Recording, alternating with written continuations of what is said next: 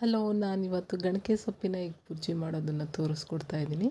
ತುಂಬ ಚೆನ್ನಾಗಿರುತ್ತೆ, ತುಂಬ ಈಸಿನೂ ಕೂಡ ಹೌದು. ಬನ್ನಿ ಹೇಗೆ ಮಾಡೋದು ಅಂತ ನೋಡ್ಕೊಂಬರೋಣ. ನೋಡಿ, ನಾನು ಒಂದು ಕಟ್ಟಷ್ಟು ಗಣಕೆ ಸೊಪ್ಪನ್ನು ತೊಗೊಂಡಿದ್ದೀನಿ. ಇದು ಹಳ್ಳಿ ಸೈಡೆಲ್ಲ ಸಿಗುತ್ತೆ ಮತ್ತು ಸಿಟಿಲೂ ಕೂಡ ಸಿಗುತ್ತೆ.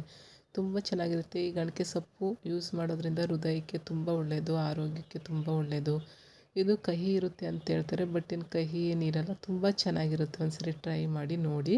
ನೋಡಿ, ನಾನು ಒಂದು ಗಣಕೆ ಸೊಪ್ಪನ್ನು ನೀಟಾಗಿ ವಾಶ್ ಮಾಡಿ ಕಟ್ ಮಾಡಿ ಇಟ್ಕೊಂಡಿದ್ದೀನಿ. ನಂತರ ಸ್ಟವ್ ಮೇಲೆ ಒಂದು ಪಾತ್ರೆ ಇಟ್ಕೊಂಡು ಅದಕ್ಕೆ ನಾನು 2 ಈರುಳ್ಳಿನ ಚಿಕ್ಕದಾಗಿ ಕಟ್ ಮಾಡಿ ಹಾಕ್ಕೊಂಡಿದ್ದೀನಿ. ನಂತರ ಒಂದು 3 ಮೆಣಸಿನ್ಕಾಯಿ ಮತ್ತು 2 ಗರಿ ಕರಿಬೇವಿನ ಸೊಪ್ಪು ಎಲ್ಲ ಕೂಡ ಸೇರಿಸ್ಕೊಂಡು ನೀಟಾಗೆ ಫ್ರೈ ಮಾಡ್ಕೊತಾ ಇದ್ದೀನಿ. ಈರುಳ್ಳಿನ ಫಸ್ಟು ನಾವು ಚೆನ್ನಾಗಿ ಫ್ರೈ ಮಾಡ್ಕೊಬೇಕು, ಇಲ್ಲಾಂದ್ರೆ ಅದು ಹಸಿ ಹಸಿ ಇದ್ದರೆ ಅದು ಎಗ್ ಬುರ್ಜಿ ಚೆನ್ನಾಗಿ ಬರಲ್ಲ ಅಂಥೇಳಿ. ನೋಡಿ, ಅದನ್ನು ಸ್ವಲ್ಪ ಫ್ರೈ ಆದಮೇಲೆ ನಾನು ಗಣಕೆ ಸೊಪ್ಪನ್ನು ಏನಿತ್ತು ಅದನ್ನು ಚಿಕ್ಕದಾಗಿ ಕಟ್ ಮಾಡಿ ಇಟ್ಕೊಂಡಿದ್ದೀನಿ. ಸಣ್ಣದಾಗೆ ಕಟ್ ಮಾಡಿ ಅದನ್ನು ಕೂಡ ಸೇರಿಸ್ಕೊಂಡು ಅದು ಹಸಿ ಸ್ಮೆಲ್ ಏನಿದೆ ಅದು ಹೋಗೋ ತನಕ ನೀಟಾಗಿ ಫ್ರೈ ಮಾಡ್ಕೊಳ್ಳೋಣ.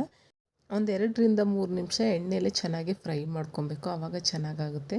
ನೋಡಿ, ಅದು ಸೊಪ್ಪೆಲ್ಲ ನೋಡಿ ಬೆಂದು ಇವಾಗ ಫ್ರೈ ಆಗಿ ಸ್ವಲ್ಪ ಆಗಿದೆ. ನಂತರ ಅದಕ್ಕೆ ಸ್ವಲ್ಪ ರುಚಿಗೆ ಎಷ್ಟು ಬೇಕು ನೋಡಿಕೊಂಡು ಸ್ವಲ್ಪ ಪುಡಿ ಉಪ್ಪು ಮತ್ತು ಅರಿಶಿನ ಪೌಡರು, ಒಂದು 1/4 ಟೀ ಸ್ಪೂನಷ್ಟು ಮೆಣಸಿನ ಪೌಡರು, ಕಾಳು ಮೆಣಸಿನ ಪೌಡರ ಸೇರಿಸ್ಕೊಂಡು ಅದನ್ನು ಕೂಡ ಮಿಕ್ಸ್ ಮಾಡ್ತಾಯಿದ್ದೀನಿ. ನೋಡಿ, ಈ ರೀತಿ ಫ್ರೈ ಮಾಡ್ಕೊಳ್ಳೋಣ. ನಂತರ ನಾನು ಇದಕ್ಕೆ 3 ಮೊಟ್ಟೆನ ಯೂಸ್ ಮಾಡ್ತಾಯಿದ್ದೀನಿ.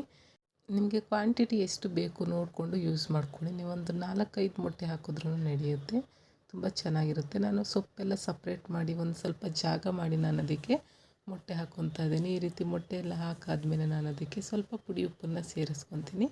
ಪುಡಿ ಉಪ್ಪು ಸೇರಿಸ್ಕೊಂಡು ನಂತರ ಅದನ್ನು ಮೊಟ್ಟೆ ಮತ್ತು ಸೊಪ್ಪು ಏನಿದೆ ಎರಡನ್ನೂ ಕೂಡ ನೀಟಾಗಿ ಮಿಕ್ಸ್ ಮಾಡಿಕೊಂಡು ಫ್ರೈ ಮಾಡ್ತೀನಿ. ಲೋ ಫ್ಲೇಮ್ ಮಾಡಿಕೊಂಡು ನೀವು ಫ್ರೈ ಮಾಡ್ಕೊಬೇಕಾಗುತ್ತೆ. ನೋಡಿ, ಈ ರೀತಿ ಲೋ ಫ್ಲೇಮಲ್ಲಿ ನಾನು ಚೆನ್ನಾಗಿ ಎರಡನ್ನೂ ಕೂಡ ಮಿಕ್ಸ್ ಮಾಡಿಕೊಂಡು ಫ್ರೈ ಮಾಡಿಕೊಂಡೆ. ಚೆನ್ನಾಗಿ ಆಗಿತ್ತು ಎಗ್ ಬುರ್ಜಿ, ತುಂಬ ಚೆನ್ನಾಗಿರುತ್ತೆ. ಕೆಲವರು ಗಣಕೆ ಸೊಪ್ಪು ಕಹಿ ಇರುತ್ತೆ ಅಂಥೇಳಿ ಗಣಕೆ ಸೊಪ್ಪನ್ನೇ ತಿನ್ನಲ್ಲ, ಬಟ್ ನೀವು ಗಣಕೆ ಸೊಪ್ಪಲ್ಲಿ ಅದು ಕಡ್ಡಿ ಏನಿರುತ್ತೆ, ಗಣಕೆ ಸೊಪ್ಪಿನ ಕಾಂಡ, ಅದನ್ನು ತೆಗೆದುಬಿಟ್ಟು ಬರೀ ಅದನ್ನು ಸೊಪ್ಪು ಮಾತ್ರ ನೀವು ಯೂಸ್ ಮಾಡಬೇಕು. ಆವಾಗ ತುಂಬ ಚೆನ್ನಾಗಿರುತ್ತೆ. ಗಣಕೆ ಸೊಪ್ಪಿನ ಸಾಂಬಾರೇ ಆಗಲಿ, ಇಲ್ಲಾಂದ್ರೂ ಬಜ್ಜಿ ಮತ್ತು ಈ ರೀತಿ ಏನಾದರೂ ಗೊಜ್ಜು ಏನಾದರೂ ಮಾಡಿಕೊಂಡ್ರೆ ತುಂಬ ಚೆನ್ನಾಗಿರುತ್ತೆ. ಮನೇಲಿ ಮಕ್ಕಳಿದ್ರೆ ಈ ರೀತಿ ರೆಸಿಪಿ ಮಾಡಿ ಕೊಡಿ, ತುಂಬ ಚೆನ್ನಾಗಿರುತ್ತೆ. ಮತ್ತು ಕಹಿ ಅಂತ ಕೆಲವರು ಗಣಕೆ ಸೊಪ್ಪನ್ನು ತಿನ್ನಲ್ಲ. ಈ ರೀತಿ ನೀವು ಮಾಡಿ ನೋಡಿ, ತುಂಬ ಖುಷಿಪಟ್ಟು ತಿಂತೀರಾ. ತುಂಬ ಆರೋಗ್ಯಕ್ಕೂ ಕೂಡ ತುಂಬ ಒಳ್ಳೆಯದು. ಯಾರೆಲ್ಲ ನನ್ನ ವೀಡಿಯೋಸ್ ನೋಡ್ತಾ ಇದ್ದೀರಾ, ನನ್ನ ಚಾನಲ್ ಸಬ್ಸ್ಕ್ರೈಬ್ ಮಾಡ್ಕೊಂಡು ನೋಡಿ, ಹಾಗೆ ಸಪೋರ್ಟ್ ಮಾಡಿ. ಮತ್ತು ನನ್ನ ವೀಡಿಯೋಸ್ ಇಷ್ಟ ಆದರೆ ನಿಮ್ಮ ಫ್ರೆಂಡ್ಸ್ ಆ್ಯಂಡ್ ಫ್ಯಾಮಿಲಿಗೂ ಕೂಡ ಶೇರ್ ಮಾಡಿ.